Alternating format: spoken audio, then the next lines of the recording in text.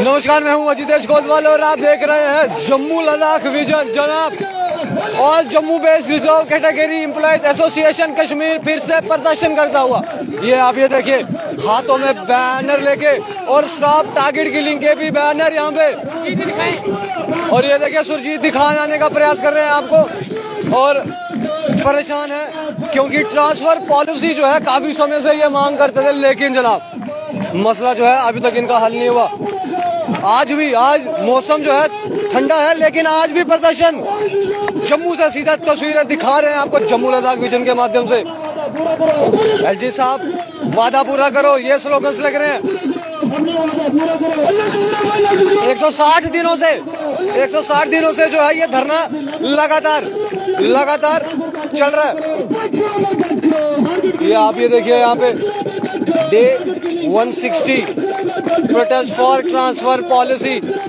Kashmiri migrants भी जो है वो यही मांग करते हैं, और all Jammu based reserve category भी ये मांग कर रहे हैं कि ट्रांसफर पॉलिसी जो है जल्द से जल्द होनी चाहिए।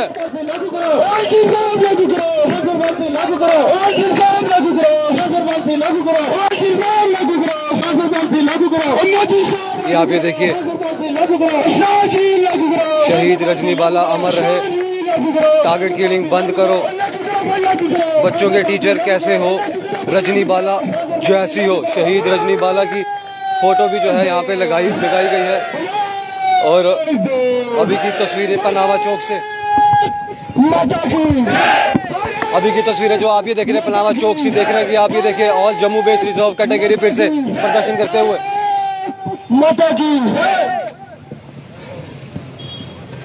जी सर, क्या कहना चाहेंगे? 160 दिन हो गए हैं लेकिन धरना जो है लगा। सर, सबसे पहले आपका बहुत बहुत शुक्रिया कि आप यहाँ पे रोज हमें कवरेज करते हैं। सर 160 डेज हो गए आज, लेकिन जो हमारी ट्रांसफर पॉलिसी है वो हमारा एक ही मुद्दा है, ट्रांसफर पॉलिसी अभी तक हमारी जो है वो नोटिस में नहीं आई है। तो हम एलजी साहब से, एडमिनिस्ट्रेशन से हम ये रिक्वेस्ट करते हैं कि हमारी जल्दी से जल्दी जो ट्रांसफर पॉलिसी है वो फ्रेम की जाए। जी सर, आज 160 दिन हो गए हमको जहाँ पे बैठे हुए। एलजी साहब ने एक कमेटी फ्रेम की थी, हमारे डेलीगेशन से उन्होंने वादा किया था कि आपकी मांग जेन्युइन है और हम इस मांग को पूरा करेंगे। लेकिन अफसोस आज 5 महीने हो गए, कमेटी भी बिठाई है, लेकिन 5 महीने हो गए अभी तक कोई रिपोर्ट जो है वो नहीं आ रही। तो हम एलजी साहब से कहते हैं कि आपने एक कॉन्स्टिट्यूशनल पोस्ट पे रहते हुए एक हमसे वादा किया था, उस वादे के तहत ही आपने कमेटी बनाई थी, तो कम से कम उस वादे को पूरा करिए, क्योंकि जम्मू कश्मीर की जनता और जहाँ ये मुलाजिम आपकी तरफ बड़े ध्यान से देख रहे हैं कि एलजी साहब ने जो वादा किया था वो कब पूरा करते हैं। उम्मीदें हैं क्योंकि उन्होंने एक ऐसी पोस्ट पे रहते हुए वो वादा किया है, तो उस पोस्ट की गरिमा को बनाए रखना उनका दायित्व है। और दूसरा मैं ये कहना चाहता हूँ कि आप इस ड्यूटी के सर्वसर्वा हो, इस ड्यूटी के माई बाप हो, और ये लोग इस पिछले 5-6 महीने से बिना सैलरी के रह रहे हैं। आप भी जानते हैं इस बार कश्मीर में जाने के हालात नहीं है, तो आपको एक बाप के तौर पर ये सोचना चाहिए कि ये बच्चे कैसे अपने घर का खर्चा चलाएंगे। इनके माँ बाप हैं, इनके बच्चे हैं, इनकी कुछ बेसिक नीड्स हैं, तो कम से कम एज इंसानियत के तौर पर, एक बाप के तौर पर सोचिए, और कम से कम इन बच्चों की सैलरी जो है वो रिलीज कीजिए।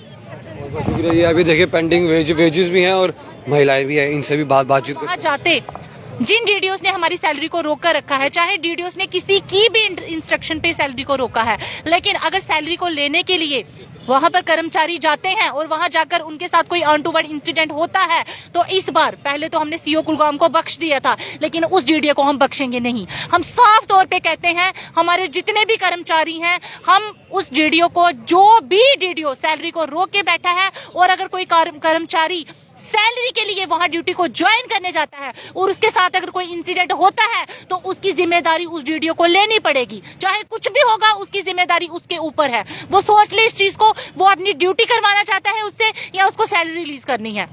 वहाँ की जो सिचुएशन है किसी से छुपी हुई नहीं है। हमारे लिए पिछले दिनों भी जो है 2 लोकल्स को टारगेट किया गया है। इसमें सर ये तो हर तीसरे दिन की बात है। सुबह कोई लेटर इशू किया जाता है और शाम को उस लेटर पे सर अंजाम दिया जाता है। तो हम किस तरह से जाएं? हमारे साथ छोटे छोटे बच्चे हैं, हम वहाँ पर पिछले 15-15 साल से रह रहे थे। हम कभी भाग कर नहीं आए, हमने कभी डिमांड नहीं की कि आप हमें यहाँ भेज दो वापिस। लेकिन आज अगर हम यहाँ बैठे हैं तो उसके पीछे वो शहीदों के पीछे बैनर है। अगर हम सब बैनर यहाँ लगाएंगे शहीदों के तो पूरा ग्राउंड भर जाएगा। आप बताइए हम किस ऐसे हालातों में जहाँ सीधे लेटर निकाल कर कहा जा रहा है कि यहाँ आओगे तो मार दिए जाओगे, हम कैसे जाएं? हमें पता है कि यहाँ हमारे ऊपर सिर के ऊपर तलवार लटकी हुई है। इन हालात में हम कैसे जाएं? आर्मी वाले जितने भी हमारे बेल्ट फोर्स के कर्मचारी हैं, हम उनके शुक्रगुजार हैं। वो काम करते हैं तो हमें सुरक्षा मिलती है।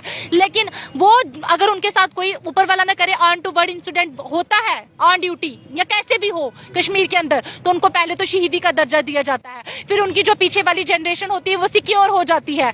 हम किस भरोसे से वहां जाएं? हमारे लिए तो जो हमारा प्रशासन है, इनके मुंह से ये भी नहीं निकलता कि ये फलाना वहां शहीद हुआ है। शहीद वर्ड हमारे लिए नहीं निकाला जाता। हम कैसे वहां जाएं? कितनी पॉलिसीज, कितने प्रोग्राम सरकार की तरफ से निकाले जाते हैं लोगों के वेलफेयर के लिए, और उनके ऊपर काम कौन करता है? हम सरकारी कर्मचारी रात को 10-10, 11 बजे तक वहां पर ऑफिस में बैठकर काम करते हैं। Back to back village programme था पिछले साल तक। इस साल का तो हमने वहां अटेंड नहीं कर सके। पिछले साल तक 3 साल से हम रात को 8 बजे, जितना भी हमारा स्टाफ होता था चाहे वहां का लोकल हो, हम 8 बजे घर आते थे अपने ऑफिस से, अपने स्कूलों से। उस प्रोग्राम को सर अंजाम देते थे। फिर कोई फ्रूटफुल रिजल्ट आता है और सरकार की वाहवाही होती है। आज हम प्रशासन का हिस्सा है और प्रशासन से पूछ रहे हैं, मांग रहे हैं कि हमारे लिए, अब हम पाकिस्तान के गवर्नमेंट को तो नहीं बोलेंगे, चाइना की सरकार को तो नहीं बोलेंगे, अपने ही देश की सरकार को बोलेंगे। और राजा वही होता है जो जनता के हित में बात करे और जनता के हित को पहले रखे, फिर अपने हित में सोचे। इतने बड़े बड़े फैसले जम्मू कश्मीर को लेकर लिए गए।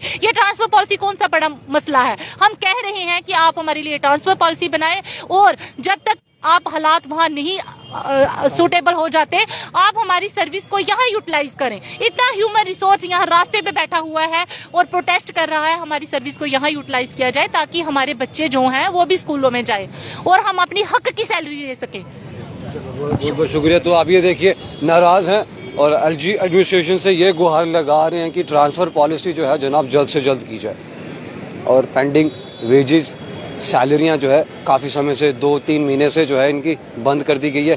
घर का खर्चा चलाना भी जो है जनाब बहुत मुश्किल हो चुका है। एलजी साहब को समझना होगा, और तमाम जो कमेटी में मेंबर्स हैं उनको भी जो है इनके मसले को हल करना होगा। उम्मीद करते हैं कि जल्द से जल्द जो है इनकी ट्रांसफर पॉलिसी की जाए या फिर कोई और निर्णय जो है वो कमेटी डिसाइड करे। आपको क्या लगता है? खबर नीचे कमेंट जरूर करेगा। तब तक के लिए मेरे साथ कैमरामैन सुरजीत के साथ जय भारत।